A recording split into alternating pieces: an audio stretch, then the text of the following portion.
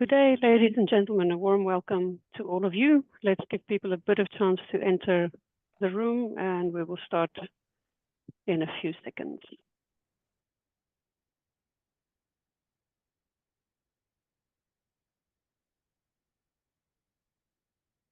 Great. So today we have our second webinar on green finance innovation, and there is so much happening in the world of today.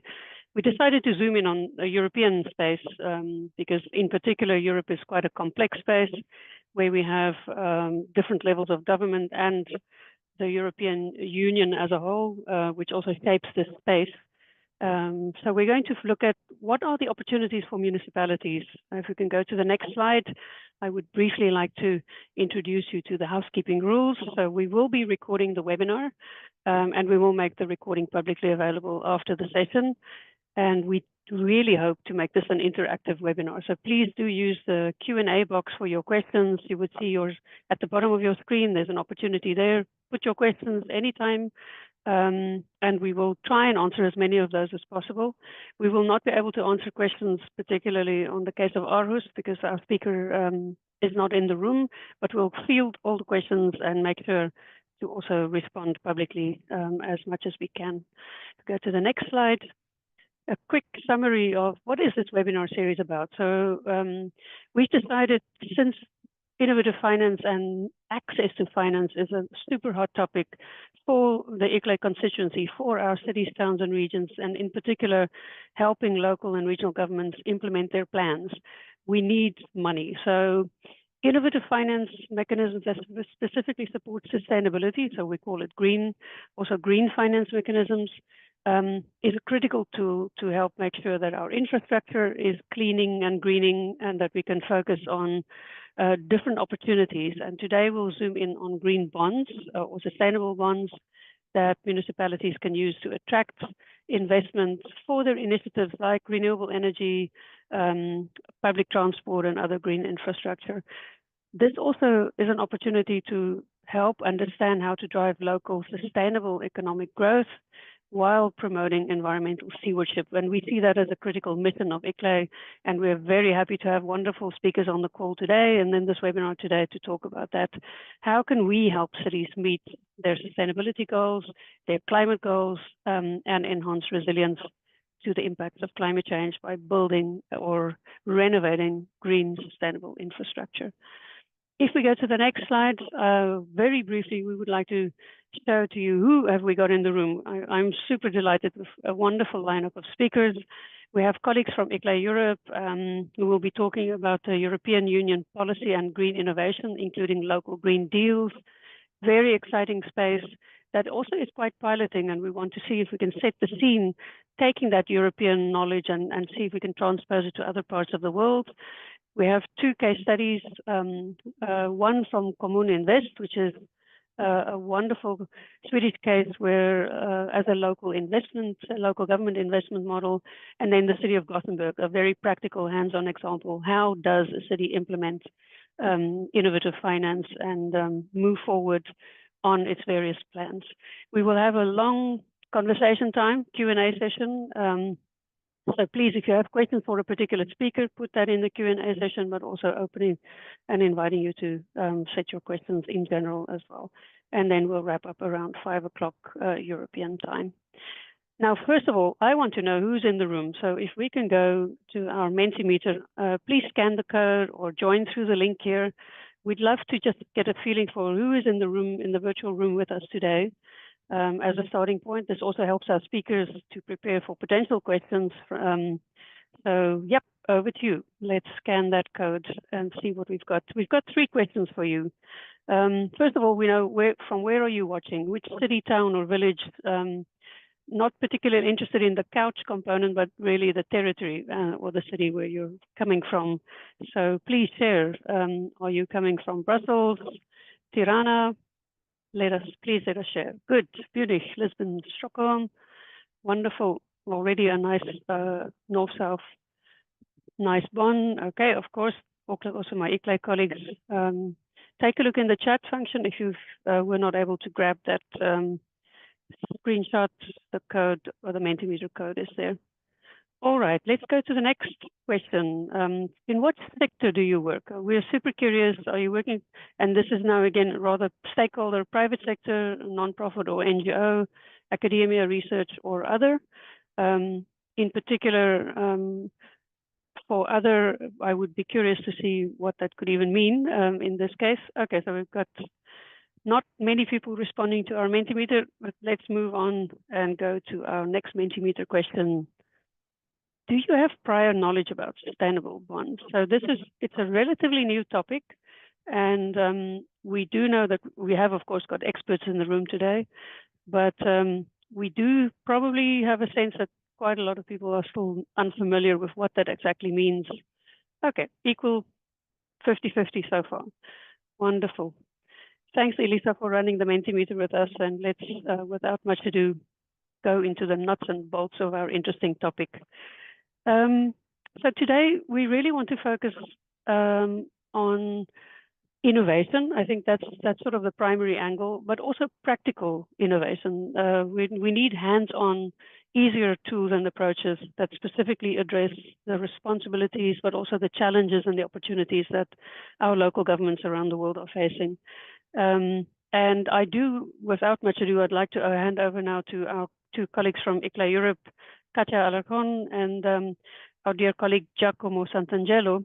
So both of them will be a duo, and they will both present with you the European perspective, which is as I mentioned, quite an interesting, innovative perspective, not just from a policy perspective, which really sets the scene and is driven, of course, by the European Commission and all the member states, the national governments in particular, but also there's always an interest in the subnational perspective. And we want to hear how that policy is also being interpreted into practical local action. So Katja, over to you. Hi, can you listen to me? Is it working? Yes. And you can see my screen, right? Yes. So hello, thank you for being here. Nice to meet you all. My name is Katja Alarcon. I work for the Governance Innovation team in ICLA Europe. And yeah, let's get started. First, we will start with more of a setting the scene tone. And as you know, cities are a very crucial actor in the global climate transition. Just in the EU, over 75% of the population lives in urban areas, and this number is expected to keep rising. So also, cities are already experiencing severe climate risks like flooding, heat stress, and ecosystem degradation, and the impact will only intensify if action is not taken. So within cities, buildings, transportation systems, energy infrastructure are particularly vulnerable, and sectors like biodiversity, water management, and public health are expected to be at high risk. And yeah, despite these challenges, we've seen political momentum and leadership of cities to collaborate in a multi-level setting, as we saw in the COP28, for example. And yeah, we see like this real potential of integrate cities as key actors, but to truly drive this action, we need to ensure finance reaches the city level too. It is important to keep in mind that there is no one size fits solution and that every city has the different challenges and needs. And that's also what makes even more challenging. So just giving a bit of an overview in the state of urban climate finance, since 2018, urban climate finance has more than doubled, but we still face a massive funding gap.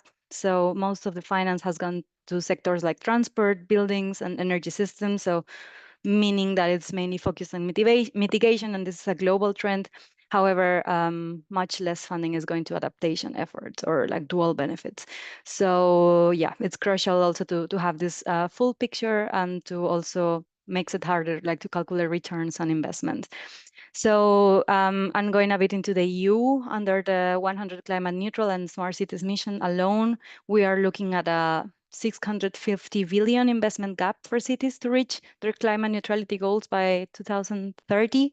And what's even more pressing is that around 80% of this gap needs to be filled by private sector investments. So here we can see a graph, right, on what it's invested actually and what it would be needed to reach the goals, right? So it's like huge. And so as like while finance has been increasing, there is still a long way to go, especially if we want to keep cities on track. And now talking a bit about the European Green Deal and urban finance, or how it gets grounded in cities. As we know, the European Green Deal is Europe's flagship strategy for achieving climate neutrality by 2050. So it's ambitions, and it's ambitious, and the success depends on what it happens also to a big extent on the city level. Several key areas of the Green Deal, like mobility, urban mobility, energy efficiency in buildings, circular economy, etc., are directly tied to urban planning and climate actions in the city level. And yeah, also sustainable finance is a key point here. And then we see, for example, the 2021 Sustainable Finance Strategy, the EU taxonomy, the European Green Bond Standard, all supporting climate investments. But cities are still struggling with some barriers, particularly in securing finance and mobilizing private sector investments. Yeah, so like now the question is, what do we do next? How do we ensure that these systematic challenges are addressed effectively? So we are trying to approach that from a governance perspective. But first, just summarizing these challenges that I was talking about, what's standing in the way. So first, one of the biggest issues is that city level action is often overlooked in global and national climate discussions. For example, like sometimes it's not even mentioned, like how it's gonna get implemented, right? Just in the national strategy, but there is no mention of the cities. So this is very important, because then this could decrease the political backing that they need to secure long-term consistent funding. And there is also a challenge of coordination between different levels of governance. Cities often face difficulties aligning with national and EU policies due to poor governance structures, limited fiscal autonomy, data gaps that further complicate the process. So all this means inadequate cooperation, right? That makes it harder for cities to create the conditions that are necessary to also attract private investments. And of course, without clear data on project outcomes, investors are also less confident in funding level projects. So we are seeing this disconnect, and cities have ambitious climate goals, and again, a political momentum, and like are willing to establish this governance cooperation, but the system they operate sometimes aren't set up to support these needs or this cooperation. So what can we do, or ways to move this forward? We have to take a look in establishing collaborative multi-level governance structures that are not only vertical, but also horizontal, that prioritize urban climate initiatives. So we need to make sure that local governments have a voice in decision-making processes, and as well as integrate climate and sustainability into every aspect of a city planning, and not just as an isolated department, for example. Or climate goals should be part of everything from strategy development, budget planning, ensuring that cities have the tools they need to attract and manage investments. And yeah, this would mean streamlining policies and enhancing cities' capacity to implement them. And yeah, it's not about the funding projects, it's also about creating an environment where cities can perform and where investments can flow smoothly. So as a way to addressing these governance challenges, we've been piloting the local Green Deal approach as a solution for this. And then I'm gonna go over Giacomo that will explain this approach more in detail. Thanks, Katia. Thank you very much. I'll count on you to change the slides then. Thanks. Hi, everyone. I am Giacomo Sant'Angelo. I work with Katia in ICLEI Europe's governance innovation team, and specifically on local green deals, which I will cover in just a second. But maybe let me start with framing the work that we do in the governance innovation team, which is really trying to help cities, primarily our member cities, across different projects to get fit for tackling the scale of that transformation that is needed to achieve the sustainability transition. And this obviously involves the mobilization of financial resources. And there's a couple of problems related to governance that we hear cities mentioning to us in our work. One is from the internal perspective, the lack of resources and skills for implementation, the lack of alignment of strategic priorities, as Katja was saying, also linking to budget planning, and the lack of coordination across municipal departments. And on the external looking side of things, there is a massive information gap between all of the stakeholders that need to make this transition become a reality, right? So investors and private enterprises do not have the data that they would need from municipalities that would help them understand their needs in terms of materials supply for technologies to realize the decarbonization, but also project-related metrics that would help investors understand the level of risk associated to implementing those projects and funding those projects in the long term. So in light of these problems and towards delivering the governance solutions that Katja mentioned just a few moments ago, ICLE Europe has come up with this local Green Deal approach, which is a framework that we're currently trying to mainstream across European cities to set up the relevant structures to localize the European Green Deal. And this responds to a need for change where the traditional siloed-based way of doing governance in municipalities, but across different levels of government, cannot really drive the scale of transformation needed to meet the goals of the European Green Deal locally, right? So the local Green Deal is a strategic governance approach that is designed to force municipalities to build on and integrate their existing sustainability strategies, their initiatives, legislations, market and financial instruments into a coherent and cohesive approach that is designed to expedite the implementation of the European Green Deal.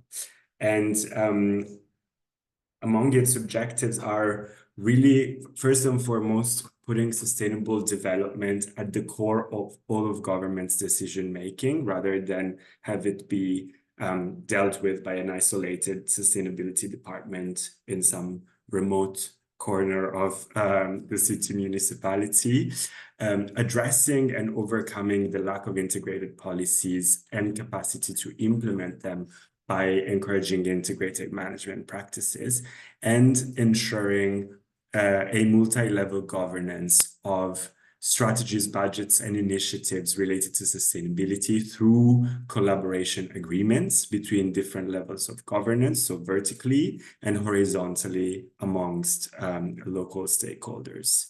If you go to the next slide, Katja, please. The way that this relates to mobilization of financial resources is kind of materializes into three different steps. The first one is in the effort that the municipality does of analyzing its current universe of strategies and policies and market and financial mechanisms that they are traditionally working with, and trying to streamline them into a consistent and coherent approach. The idea is that of aligning or kind of managing the design and the implementation of their sustainability transition in a way where it would be exactly aligned with their budget planning. So ensuring that when looking at all of the elements of the sustainability strategy, there is exactly a mirroring component in the budget planning that ensures its delivery concretely. If you go to the next slide, Katja, the second component is related to this externally facing dimension that I just mentioned a couple of minutes ago, which is related to filling the information gap that is needed for the stakeholders in the private sector, but also from national governments, to really be able to quantify the needs of municipalities to materialize their needs to reach their decarbonization goals. And one instrument that we are seeing being kind of very crucial to do this in our work with local Green Deals in cities is the establishment of climate alliances or climate platforms, where the city facilitates the let's say, collaboration of different stakeholders from critical sectors in the industry, in the economy, but also in the finance universe, get them around a table and really discuss, on the one hand, what are the solutions in terms of sustainability actions that can be implemented in collaboration between those stakeholders, but also what are the needs in terms of data and information exchange that are still missing from these conversations. And this would eventually, ideally, help kind of put together a set of requests whereby businesses would be able to not only kind of jointly implement actions, but also plan their supply in a way that is in line with the city's needs, and for investors also to kind of really understand how to plan their investment in a way that is as much risk-free as possible, and also conducive to helping the city achieve their decarbonization goals. If you go to the next slide,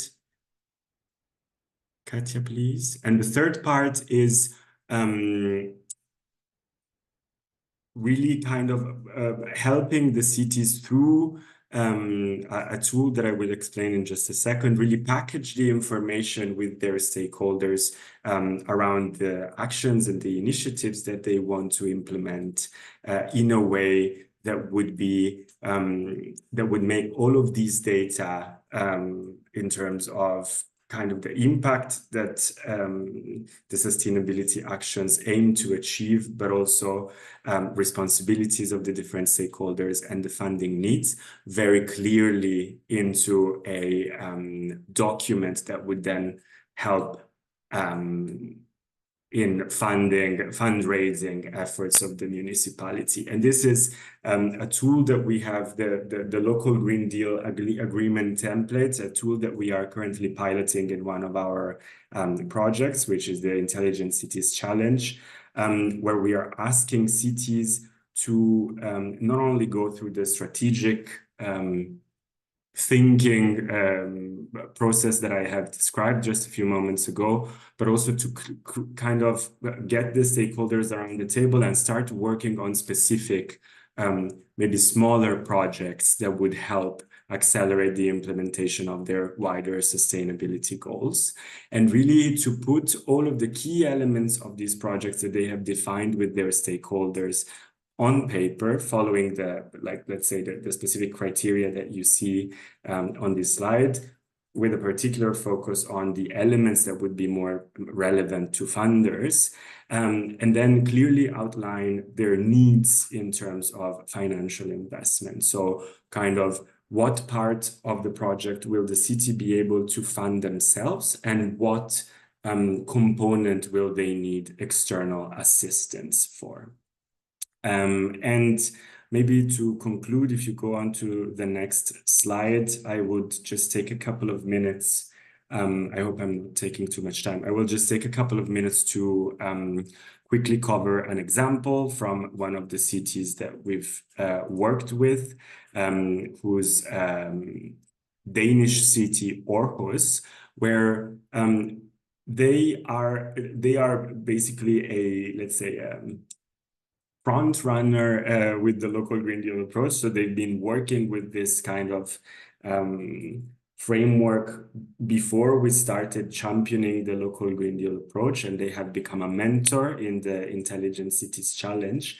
And the way that they have set up this let's say, collaborative approach to accelerating their progress against their decarbonization goal is precisely through one of those platforms that I was mentioning before. So the city, with a very clear political mandate from the mayor deriving from their climate neutrality goal, which they set in 2008. So they had plenty of time to work on this.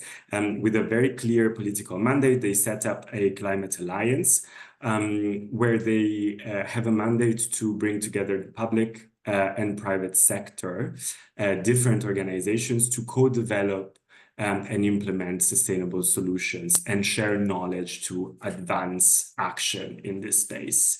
Among the goals are, of course, achieving CO2 neutrality by 2030, where all of the partners have a kind of an obligation to report on progress against. And the second part is probably one of the most important aspects of these platforms, is really ensuring that all of those emissions and all of that impact that is beyond the municipality control, but within its territory, can really be kept under control by all of the stakeholders that are relevant to its management. So there are two concrete actions that are worth mentioning within this climate alliance. The first one is that it's a collaboration forum.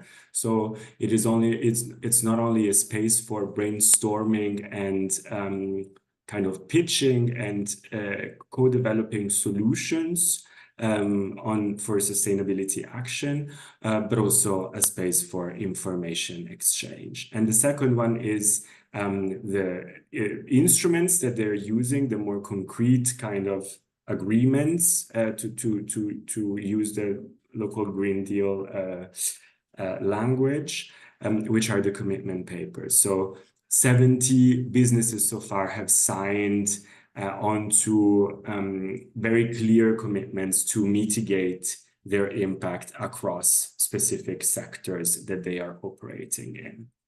And this is the more externally facing work that they are doing. And with regards to the internally, let's say, budget alignment related work that I was mentioning before, one of the initiatives that the city has recently started piloting is their city climate tax. So the objectives is really to reduce the CO2 emissions deriving from the municipality purchases through climate taxation. The idea was pitched by a political party in 2021. It was adopted and it included the proposal was directed towards including CO2 reduction in municipal purchases.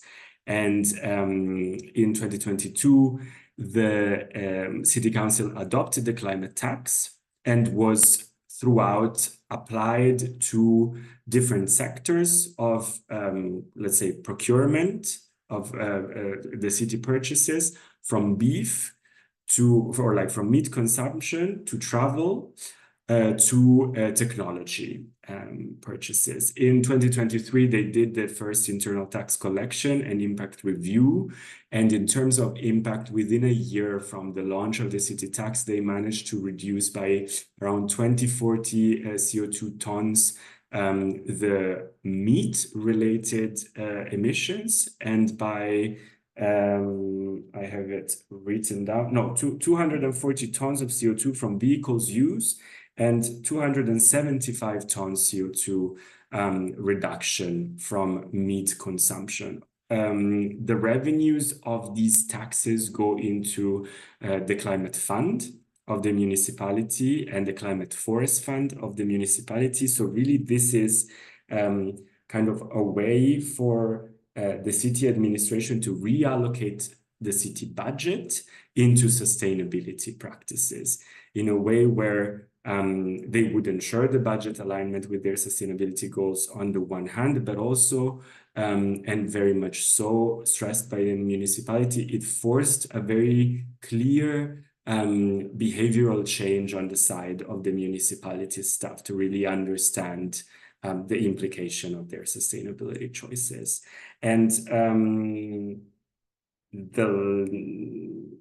maybe the last thing that I want to say, also linking back to what Katja was saying before, is that the majority of the funds collected through these taxes are used by the municipality to go into adaptation action. So recognizing the kind of very clear gap in adaptation accessibility to funding as opposed to the one available for mitigation, they've decided to really focus the majority of this funding into adaptation efforts. I know I've probably taken a few extra minutes, but I hope you don't mind me, Mareike. No, it's all good. Thanks, Giacomo. Wonderful. Thank you both to Katja and Giacomo for sharing the European strategic perspective. I think one more acronym to our acronym soup, local Green Deals, LGDs, but all for a good cause. I think it's really interesting to see Europe taking the leadership and again unfolding a European sort of really regional approach and unpacking that to make and pilot the local Green Deal approach. We're observing that. We'll love to learn from you in the future, Giacomo and Katja, just to see if this is also a replicable model that we could also give to other or propose to other countries, because it sounds like you've got like a very good success recipe, and the Aarhus case, I think, shows already money going into that that facilitated fund, I think, is really a good way to get climate taxes that actually benefit, then go back into benefiting the local community. Thank you both. Now let's hand over to another speaker, also from more the Nordic countries, Björn Bergstrand, who is also the head of sustainability from a really interesting approach, which he will present from Kommune Invest. Now, we've been talking to Björn for quite a couple of times, and I find this is really an excellent good practice example. And we want to also see if it resonates with you as participants, and also to see if we can scale and use this concept, this model also in other countries. So Björn, without much ado, the floor is yours. We're looking forward to your speech. Thank you. Oh, thank you very much, Mareike, and hello to you all. Pleasure to be here to discuss these interesting topics. And I was particularly encouraged by Giacomo and your talk on the local Green Deals. We see quite a lot of examples of similar initiatives taking place in Swedish cities, and I really think they are crucial to achieving the ambitious climate objectives that many at least many Swedish cities have, and that I know other European cities have as well. So thank you very much for that inspiration. And I will focus, as Mareike said, partly on the Kommune Invest model for funding local government investments, and particularly the sustainable investments of Swedish cities and regions. I will also look into practices or good practices around issuing green bonds, which have been part of Kommune Invest's funding activities for quite some time. But I will begin with an overview on the sustainable finance market, which, given the Menti question earlier, some of you might find useful, and others, if you are familiar, it will hopefully serve as a welcome fresh up. So let me just share my presentation here.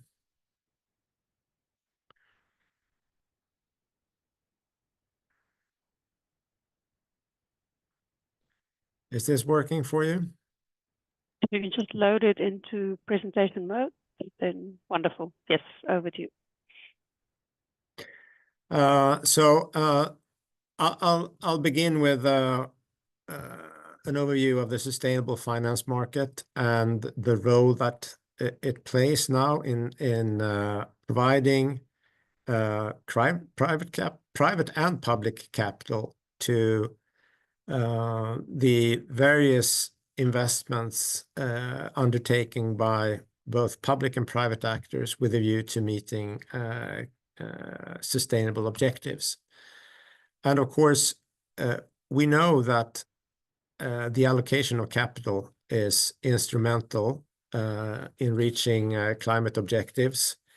It's not a sustainable path forward to continue the way we have been, funding to a large degree unsustainable investment activity.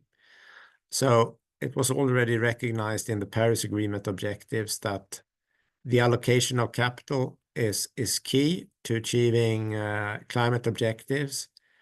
As a result, here in Europe, the European Commission took a considerable action early on, establishing a technical expert group on sustainable finance in 2016, which provided recommendations to the Commission, which then in 2018 led to the launch of the EU Action Plan for Financing Sustainable Growth, which includes basically the recipe for adjusting and complementing financial market mechanisms and regulation in order to support the Paris Agreement objectives.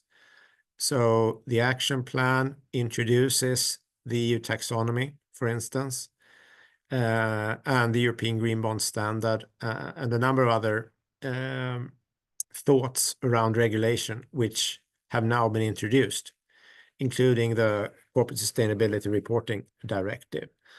So the EU has really been a forerunner, I would say, and the Commission, in driving the necessary change in order to provide the financial system with the tools needed to better be able to meet the capital needs of the real economy with regards to the transition. Much earlier, already back in 2007, 2008, the green finance market took off on its own through initiatives both by private and public bodies. A Swedish bank was the first to arrange, or the world's first sizable green bond was issued in 2008, I think, by the World Bank. A transaction that was arranged by a Swedish bank and in which a Swedish pension fund was the core investor. This was really the start of the sustainable finance market. But then following the financial crisis, it had a bit of a challenge in taking off. And it wasn't until around 2013, 2014 that we see real development. And then, of course, since then, as you can see from the graph, the growth has been quite spectacular, peaking in 2021, and then with slightly reduced volumes in 2022 and 2023. I think the forecasts now are for 2024 to end at around the 2023 level. And of course, this is a market which now is multifaceted with the various types of instruments available to investors and borrowers, including green bonds, sustainability bonds, social bonds, and also sustainability-linked products. So there has been significant innovation in this market, but green finance remains at the core. If we take a look at the share of sustainable bonds in relation to total bond issuance, you can see that it has gradually increased their market share, if you will, with the highest market share experienced in the Nordic countries, where it's now very common for both public and private actors to issue green bonds. If you take a look at the real estate companies, for instance, it's more uncommon to issue a conventional bond these days than a green or a sustainable bond. And the market shares have been relatively stable in the past years when volumes have been slightly reduced. And if we take a look at, I showed you in the previous picture, the plethora or diversity of various funding instruments available to public and private borrowers, including cities. But they can broadly be distinguished in two different families, I would say. First of all, we have the use of proceeds format, whereby the bond proceeds are earmarked for specific uses, for specific investment projects, but where the investor typically takes the credit risk on the issuer of the bond and not the specific investment projects.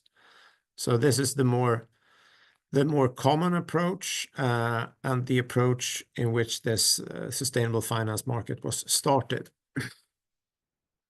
The second one is the sustainability-linked bonds format, where instead of allocating the bonds for specific investment projects, the bond proceeds are for use by the borrower, not specifically linked to any investment projects, but rather to the overall investment needs of the company, and whereby predefined sustainability key performance indicators for sustainability are established, and typically the bond terms are linked to the issuers or the borrower's ability to meet these criteria. So two different themes, both are useful in their own various ways, and I think Fredrik from Gothenburg will go into a little bit more detail around that in a moment. So I'd like to just end this market introduction by showing a picture of Magnus Borelius, a former CFO of the city of Gothenburg, who actually pioneered the use of green bonds by cities when he was behind the world's first green bond from a city in 2013. And a number of Swedish cities also followed, inspired by Magnus' work. And also ourselves, Kommune Invest, we started issuing or extending green loans in 2015. And 1 year later began issuing green bonds. And then as Fredrik will point out in a couple of minutes, Gothenburg was also the first city in the world to use sustainability-linked loans. We'll hear more about that in a minute. But let me just give you a brief idea of Kommune Invest and what type of entity we are. So we are basically a local government initiative focused on pooling local government borrowing needs and scaling up these borrowing needs or getting a much larger platform for funding the local government borrowing needs. We were set up in 1986 by 10 local governments, and eventually it was opened up to the whole country. And we have grown to encompass today nearly all Swedish cities and regions. So 295 out of Sweden's 310 regions are members of Kommune Invest and own Kommune Invest, and have importantly provided this institution with an explicit, irrevocable, unlimited joint and several guarantee, meaning that all the bonds that Kommune Invest issues are guaranteed by our owners, and this gives rise to significant credit strength and is the major explanation for our AAA rating. The business model is extremely simple. So we fund ourselves on international and national capital markets with bond issuances, and transform the borrowed funds into individual loans provided to our owners, the 295 municipalities and regions, but also to companies, entities owned by our owners. So in total, I think we have some 800 or 900 customers. And we found ourselves strategically focusing on 3 major borrowing markets in Sweden, the US dollar market, and the euro market. So these are big, liquid capital markets where we can always get access to funding at competitive terms. The lending portfolio is divided, as you can see here. Direct lending to municipalities represents about half of the loan book. In fact, a fair amount of this lending is on-lent by the municipalities to various local government entities owned by the municipality, but we also lend directly to these entities. So 1/4 of the lending is to local government housing companies and 20% roughly to other municipal companies. And this lending is provided in order to support local government investments, which have been steadily rising for a number of years. And as you can see, investments are distributed both on the municipalities themselves, the municipal companies, as well as the regions. And the end destination of the funding is the investments in residential housing, commercial property, energy infrastructure, water and waste management, etc. That are the responsibility of the local governments in Sweden. Turning now to the issuance of green bonds, in which we have been active since 2015, when we began extending our first green loan. So we started by building up a green loan book against which we then could fund ourselves through green loans.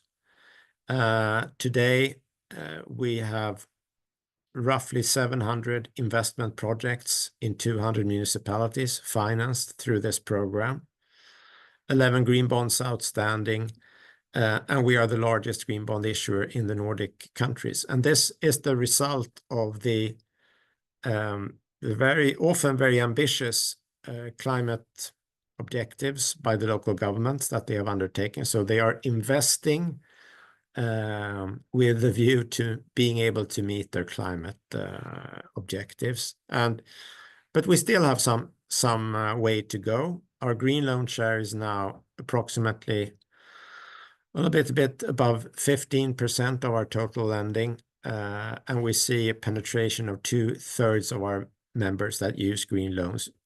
Our target is, of course, to grow this green loan share up to 25%, and eventually we think all, or if not all, maybe all, or nearly all of our clients will use this instrument because it has such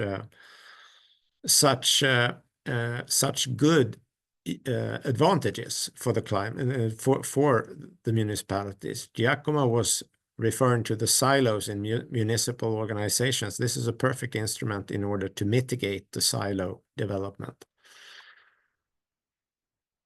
And the green instrument actually forms an important part of our own climate journey at Kommune Invest. We have a climate objective to be climate neutral by 2045. So we are aligned with the Swedish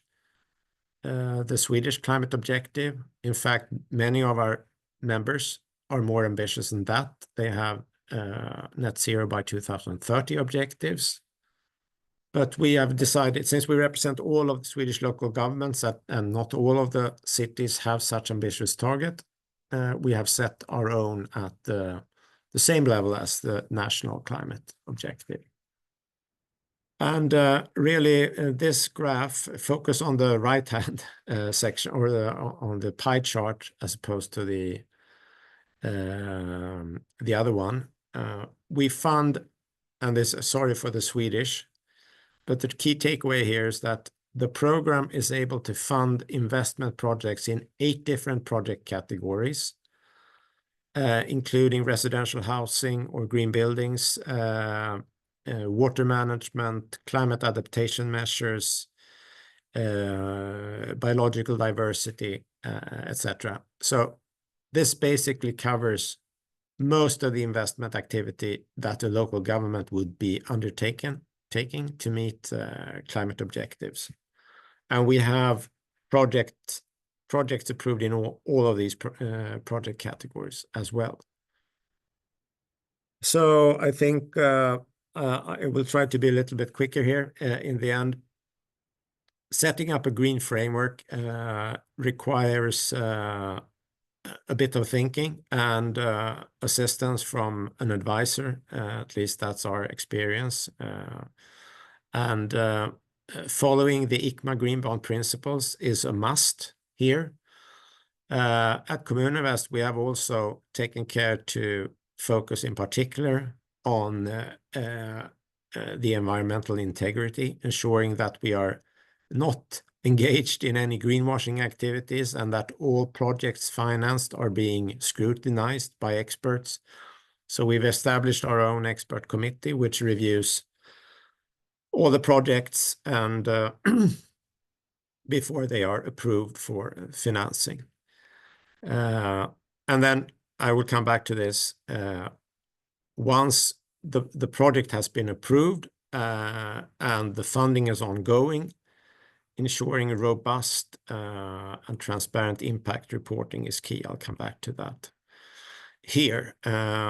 In order to ensure precisely that, robustness and integrity in impact reporting, i.e., what are the real-world effects or impacts of the funding that we have provided for these green investment projects. In order to promote such robustness and integrity in the Nordic countries, we have established a collaboration between public sector issuers around this topic. We call it the position paper on green bonds impact reporting. This has been produced now in 4 editions since the first one in 2017, and it basically provides it's both a tool for self-help, if you will. It's a guidelines for issuers that are engaged in green bonds, and also it provides transparency to the investors that have invested in the green bonds to have additional clarity around the methodologies adopted by green bond issuers in order to calculate their impact. Finally, green bond frameworks are not static animals. They evolve over time and should evolve over time to be relevant according to ongoing market developments, including, for instance, the EU taxonomy mentioned earlier. So now, in our most recent Green Bond Framework update, we have included an adaptation to the EU taxonomy in the green loan criteria setup, but we have decided not to implement the taxonomy in all its bits and pieces, but to focus on significant contribution criteria of the framework in order to transition to increased taxonomy use by local governments in a stepwise process. So we expect to update this framework in the coming years with a gradual increased adaptation to the EU taxonomy. And we've also focused extensively on consultation with our clients, owners, and other various bodies in order to ensure that this green bond framework is the usability of this green bond framework. So I think I have also stepped over the limits of my allocated time. Thank you for that. And I'll now hand over back to you, Marika. Thank you so much, Björn. Well, wonderful. Thank you for unpacking this complex space of green bonds and showing us the different things. I'm actually learning a lot myself also by listening to you. And really congratulations on the Kommune Invest model. I think you've really been a pioneer in the space, and we'd love to keep on learning from you. And seeing the Nordics' high market share in green bonds is really exciting, but how can we transpose that to other countries? That's really what we're looking to as well. And in particular, I'd love to, if we have a little bit of time in the question and answer, also ensuring that environmental integrity in the green bond space. That's really where we need to learn to avoid greenwashing, but also to give confidence, not just to the market, but also to the users in the end, and everybody benefiting from the green bond space. So thank you so much for that. Without much ado, let's go to the case of Gothenburg, where Frederick Bloch will be sharing just hands-on experiences. Again, another pilot city who's been doing fabulous work and has been in the ICLEI network for many, many, many years.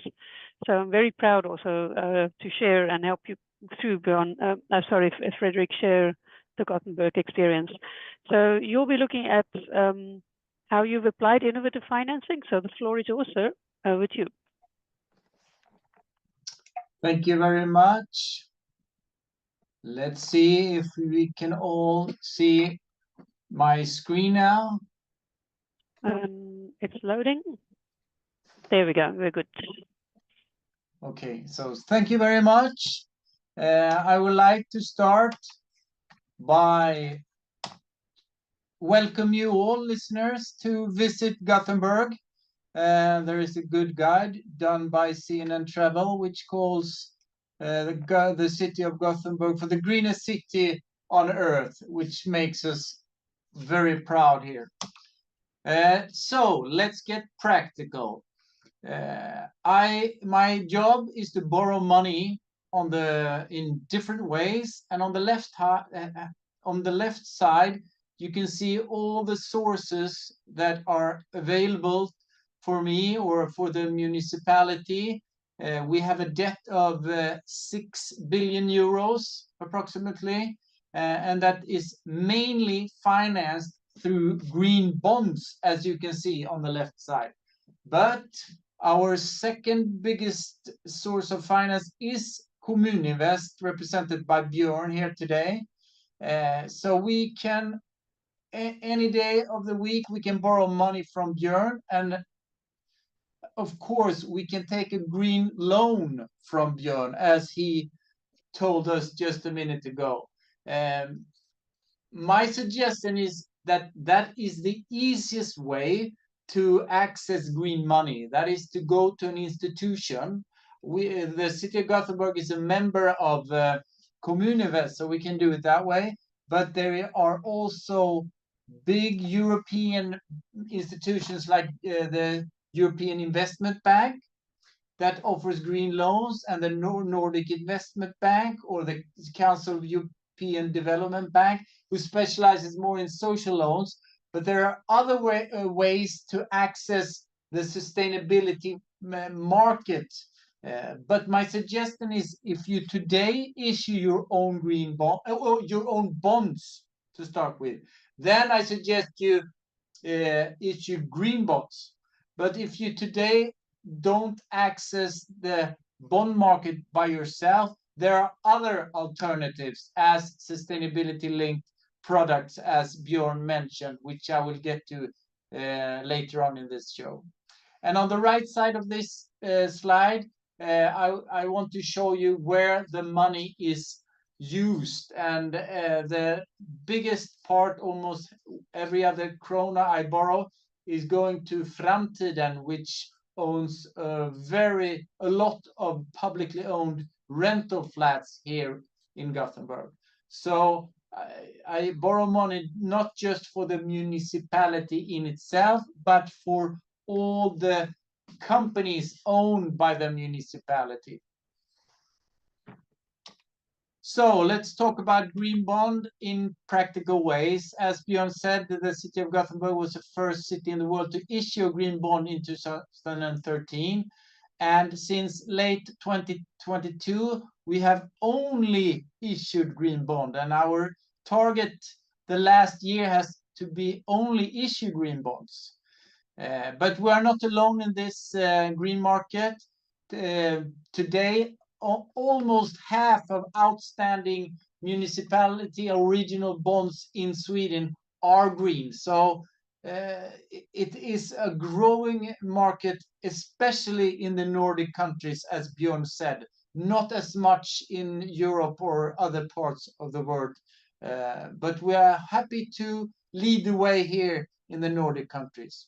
And the graph on the left side shows us the volume we have been issuing since 2013. And as you see, we try to issue as many green bonds as we can here in the Gothenburg, because we see a great advantage of issuing green bonds compared to vanilla or normal bonds, because we see a premium. We see it as being cheaper borrowing and easier access to the money we so much need in the city to finance our investments.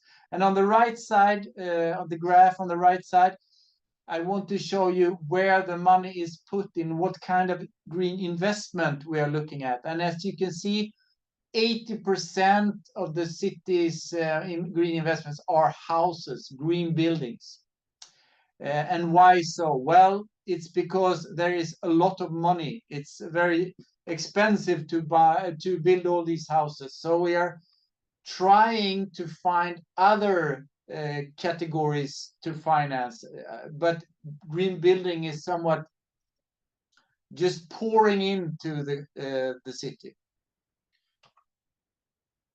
As Björn said, the key component in issuing green bonds is to write your own framework.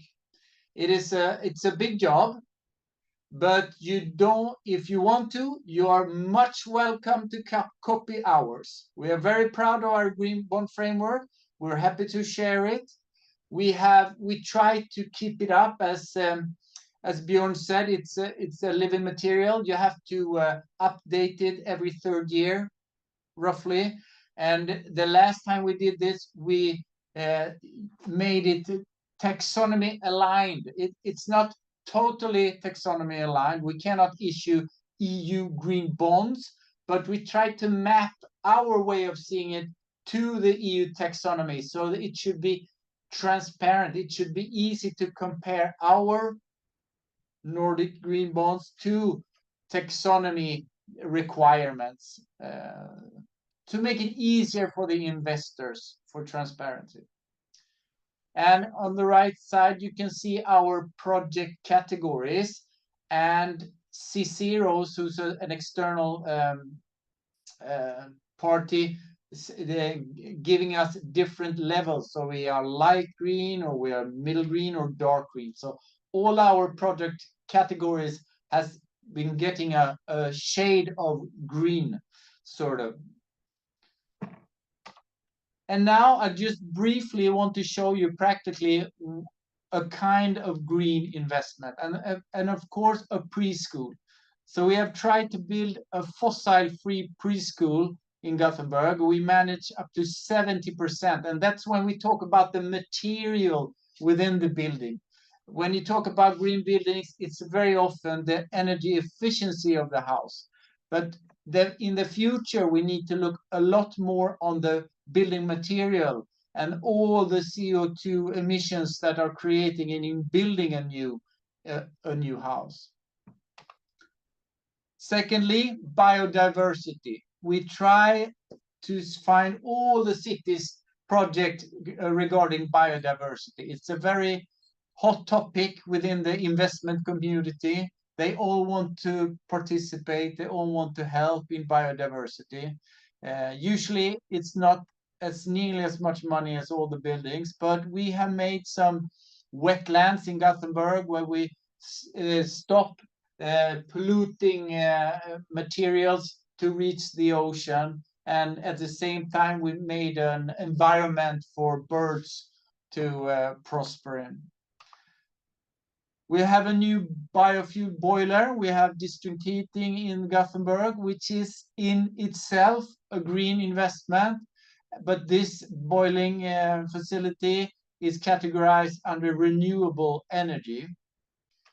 We have another category, these charging stations. We try to purchase as many electrical cars as possible within the city, and therefore we need to build this infrastructure of charging stations, and that is the category clean transportation. So the Green Bond Committee, as Bjorn said, showed his picture of his of the people in it. As this function, we say, okay, a charging station is a green investment according to our framework. And after that, the decision is made. We just put in more and more money within that technology. So it's a very easy way to work within the Green Bond Committee.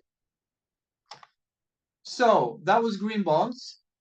Green bonds, as you can see, and almost the same picture as Björn showed. It's from the same bank. As you can say, 2013, that's when it all started in Sweden. We issued our first green bond. But the innovative part with green bonds is not the color green itself. It's that it has a color, because the color represents a purpose with the money. So in order to put a color on the money or the loan or the bond, you say this money has a purpose. So green bonds in the beginning had a green purpose. But after that, you have the social aspect. And when you talk about sustainability, you must say both green and social. That's the definition of sustainability compared to green and social. And as you can see, the green market has somewhat exploded in the last year. But in the last couple of years, you can see the black chart is sustainability linked loan, which was the biggest or the second biggest financial instruments coming the last year. And 2022 was the year the city of Gothenburg managed to write a deal with a bank, the creditors, in making a sustainability linked loan. And why then? And I want to say, why should we not just do green bonds? We are very proud of our green bonds. We try to find all our green investments in order to be able to issue green bonds. But if you are a company or a city that does not have as many assets, it is better to look at targets. As Bjorn said, if you go green bonds, you need use of proceeds. You need the exact green investments. But in the case of City of Gothenburg, we want to save all our green investments to be able to issue green bonds. So therefore, we have a backup facility that we must have. And that backup facility, we chose to do sustainability linked instead of use of proceeds. Therefore, we can save all our investments for green bonds. So they are complementary in a very good way as we see it in Gothenburg, because green bonds, in my view, is the best sustainable product in the market still. But that's my view. Please tell me your view if you have another. So going further, how do you do a sustainability linked loan? Well, you need to find those relevant core and material important goals that your organization has. And that is nothing you can do in the finance department. You need to be a city with good, ambitious, sustainable targets. And if you have those sustainability targets, then you are able on the finance department to create a sustainability linked loan, because those targets, they also need to be measurable, and they need to be measurable every year. And that was the big challenge in Gothenburg. We need to find target each year, not just 2030. We should have a footprint close to zero in 2030. That's too far away. You need to have a target now, this year, and next year, and next year. And going further, the targets every year need to be ambitious. And that is a big negotiation with your creditors, the banks. But it's possible. The banks want to do a sustainability linked loan. So if you want to make it, you will surely find an agreement, because the banking side is trying to create these products, as well as the cities are trying to make these products. So it's a good starting point in these negotiations, I would say. And you can read further about this, how you do it, but you need reporting, you need a verification from external part. A suggestion is an external review, a second party opinion. That is not needed in my view, and we did not do that in the city of Gothenburg because it's very costly. And we try to keep it as cost-free as possible. So that is a suggestion the banks will ask for, but you can say no. So why did we manage in Gothenburg to make a sustainability linked loan? Well, because we have an ambitious strategy within the city. And we are looking, well, we are trying as a city to have a climate footprint close to 0 in 2030. But that is not something we can put in a loan document, or I prefer not to, because the probability perhaps is not on our side. But if you go further down to the sub-goals, you find specific practical targets that are likely to be achieved. And that is where you find the targets, the KPIs, the ambitions targets, where you can that you can put in writing in your loan documentation. So you need to have a strategic plan within the city in order to do this product, in my view. So, almost last picture. This is the result of all our negotiations with the bank. We were able to find 3 climate targets and 1 social target within the sustainability linked loan. The first one is energy performance. The green graph in the first target is the city's own strategy to lower the energy use in all our buildings, in our premises, like schools, for instance. And if we meet that target each year, we will get a discount on our yearly fee on our backup facility. The second target is renewable district heating. The city has a target by 2025, we should have a renewable district heating production within the city. So once again, the green line, the discount line, is if we meet the city's own strategic targets. As you can see, there is a penalty line, because the banks, they wanted to penalize us if we did not reach our ambitious targets, but we could not agree on that because our targets are very ambitious. So my view on this was we should have a penalty line that is as likely to occur as the discount target. So there are 2 graphs in this, a discount target and a penalty. And in my view, the green targets are the ambitious goals, and the red one was the real negotiation. And the third target was a fossil-free vehicle fleet. The city had or has the target that we should have 100% fossil-free vehicle fleet by 2023. That was impossible to reach. We all knew it. Therefore, the red line is a lot lower than the green line. But we hopefully, in the coming year, will reach the city target. And last, the social target is connected with actions that are already decided to be done within the city, within this highly vulnerable areas. If the city implements, does all the targets that we say we will get a discount on our loan. So that is just a short overview of our sustainability linked loan. And once again, you're happy to copy us if you have the ambitions and the time to put down in this. And all our information about our products, our green bonds, our green bond impact report that we write every year is on our own website, and it's all in English. Thank you very much. Wonderful. Thank you so much, Frederick. I have just a question on the discount line and the penalty line. So what does it mean?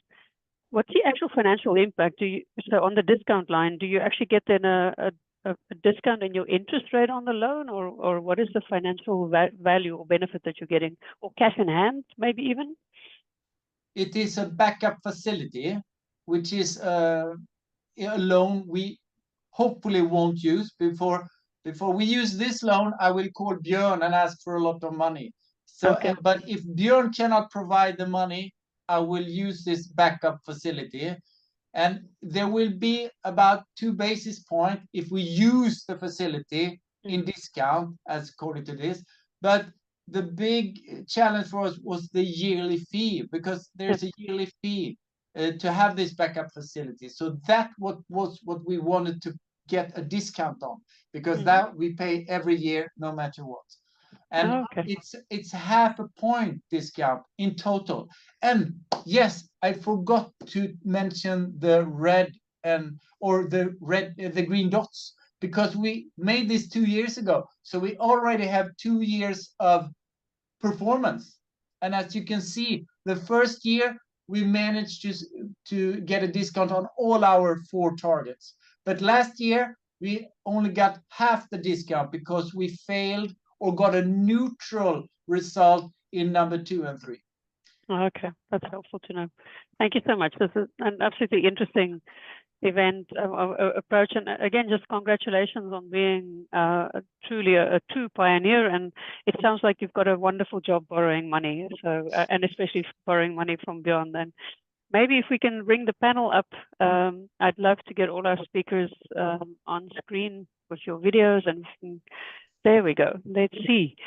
We got a couple of questions in. I also just wanted to respond, maybe keep the all group, not just zooming in on me now, because I think I'd like to have a conversation here.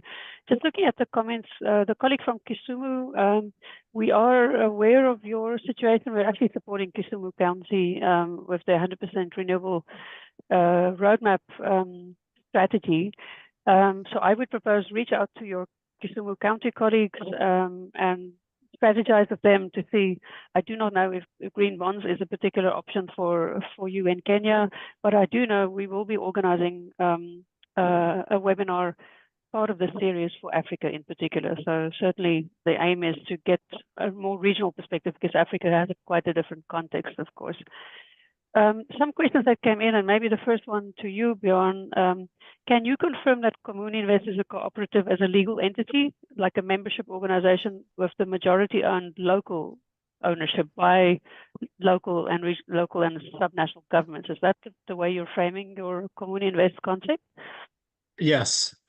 So we're set up as an economic cooperative according to normal Swedish regulation around that. So all of our members are members of the economic association, and the economic association itself owns a credit market company, and the credit market company is the issuing and lending entity. This is where all of the business activity takes place. Okay, so I personally find this an extremely interesting model, and definitely for replication potentially in other European countries. So my ICLA Europe colleagues maybe dig into this concept, because I think local governments themselves can, this co-creation, the partnership space between different territories in a country, setting up such a joint collective partnership space and benefiting from that also, not just for the municipalities directly, but also for the companies owned by municipalities, so that you can invest in social housing and so on and so on. So this even can be part of a just transition concept, which many of our local governments are now designing, that they're thinking of fair share, fair approach. How do we help the poor section of our community? So this is a very interesting model that one can definitely, I think, in the global north could certainly be transposed.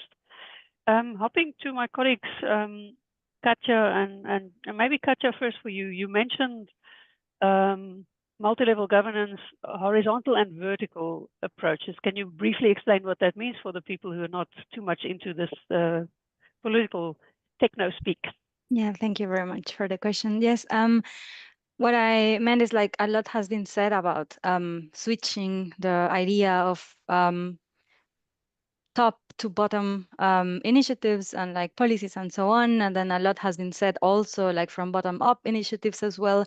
So what we see like that has the potential to precisely like move forward a cooperation in between different actors is like multi-level. And with this, we mean that it has to happen, of course, vertically, like this meaning, for example, global governance, national level, in this case, like European Union, national level, federal states, municipality, internally too, that I didn't mention that, but also within the municipality organization, for example, within departments and so on, but also horizontally. Like this means what we do, right? Like with other cities, like, but also like other type of organization, private partners, and so on. So it has to happen like like in all the spectrum. So that's exactly what we mean with this, and what we meant with all stakeholders involved. Okay.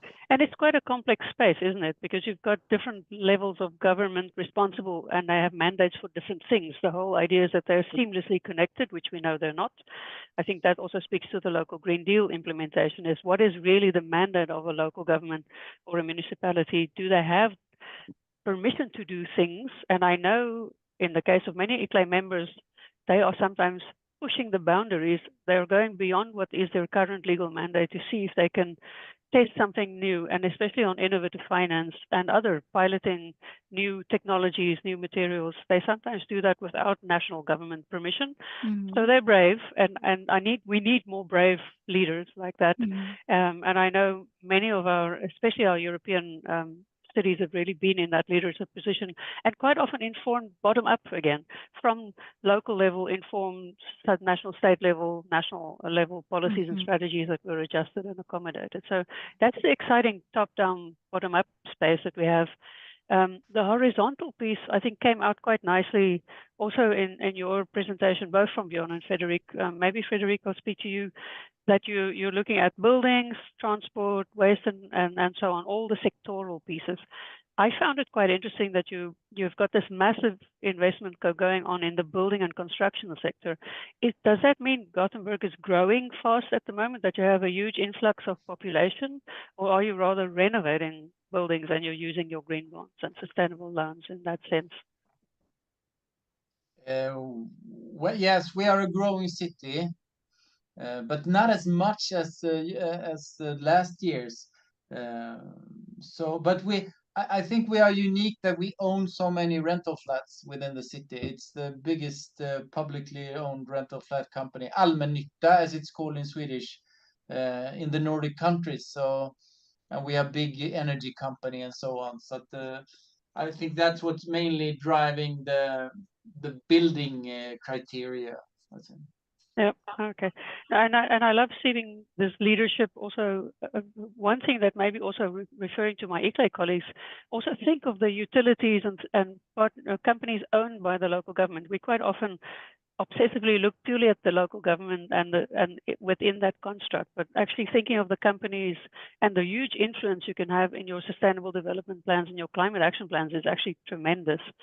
Maybe that's a thread to you, Giacomo. If you could unpack, maybe you mentioned also multi-level governance and connecting strategies, budgets, and initiatives. I quite like that thought.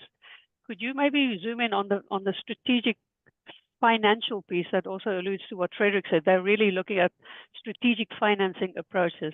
How can we strengthen that in a local Green Deal? Like what are the one or two opportunities that already exist that are easy for any local government to start thinking of strengthening their exploring new financial mechanisms?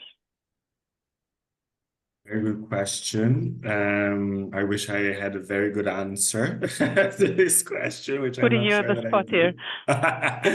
So I'm not a disclaimer, I'm not a finance expert, but what we're seeing with the cities that we're working with is that already starting with this exercise that I was showing on the slide of really kind of trying to understand the specific links between the sustainability strategies and the budgets, and trying to rearrange the pieces, even with the different departments that might not be directly related on paper with the implementation of the sustainability strategy, and trying by doing that to make sure that the resources are going in the right direction, and also kind of build synergies and avoid overlaps where different departments might be doing exactly what the sustainability department is trying to do. So I think in that sense, there already is a kind of a component in,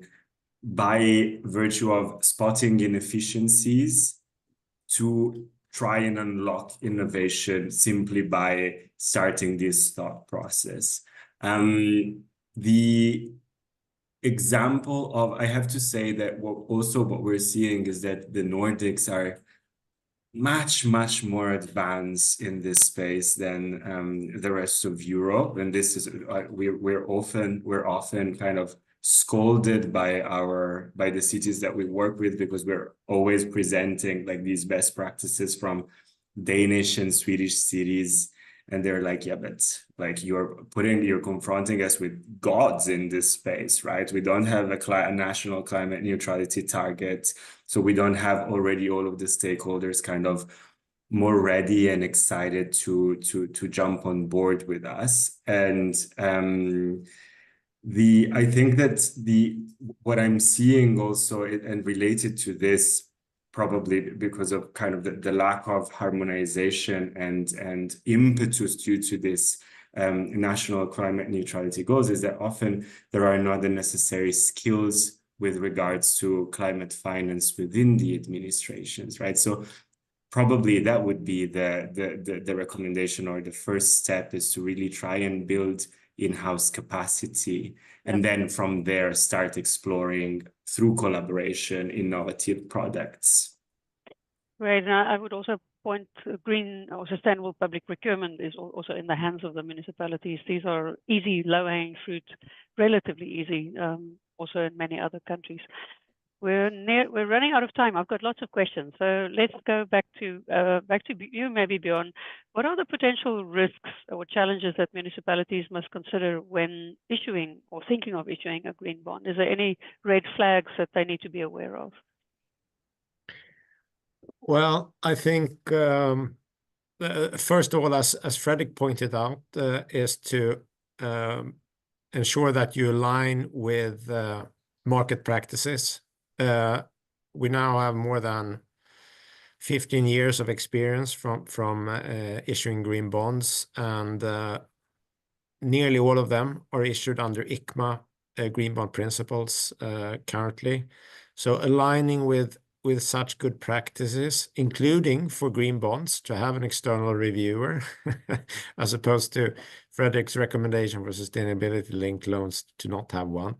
So that's an obvious starting point, and that includes also ensuring that you have the resources available to manage this framework over time, including ensuring the environmental integrity of the assets that you endeavor to finance through such a program, and also to communicate with stakeholders and investors. So there's a bit of homework to be undertaken before you engage, and also some manpower in managing the program.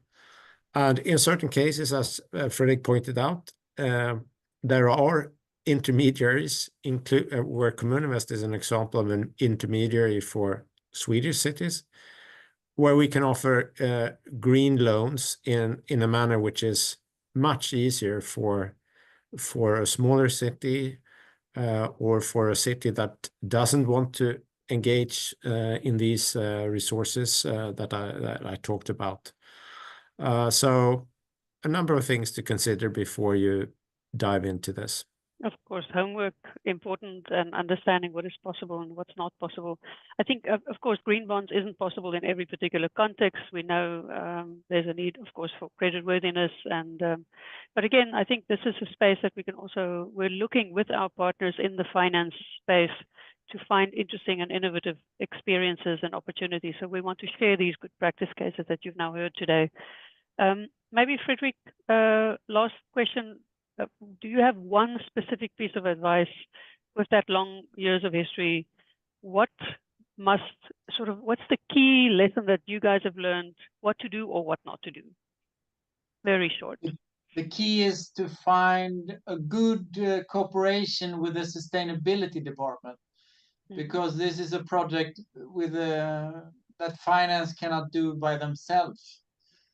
I can issue green bonds, but we need to find the green investments, and that is what the sustainability department does. And what is an ambitious sustainability target? It's very hard for us finance people to grasp that. So a good cooperation with sustainability people. That is my big experience. That's a wonderful wrap up, actually, because we need a multidisciplinary team coming around this and co-designing a strong, robust concept that can draw in and attract investment and make a difference at the local level, local impact, climate change, mitigation, adaptation, resilience, but also supporting that just transition for everybody as well. I'd like to thank all of you so much. Thank you so much for sharing your experiences. We've heard from the EU down to the local deals, a few interesting cases, highly replicable concepts, I think. So we'll take this further in our next webinars, and so watch that space. And please do also look into what ICLEI is offering you. Take a look at our websites, both the ICLEI World Secretariat and ICLEI Europe. In this case, we've got a project pipeline called the Transformative Actions Program, where you can put in projects that are looking for project preparation support, including these kinds of conversations. And we, of course, have a lot of technical guidance online available for free to everybody. So last but not least, thank you to all my speakers and panelists and all the prep guys in the background. Huge effort going into making this a wonderful event. And thank you so much for sharing, all of you, Björn, Frederick, Giacomo, and Katja. Looking forward to the next sessions with all of you, and do stay in touch, everybody. Have a good day. Thank you. Bye-bye. Thanks. Bye, everyone.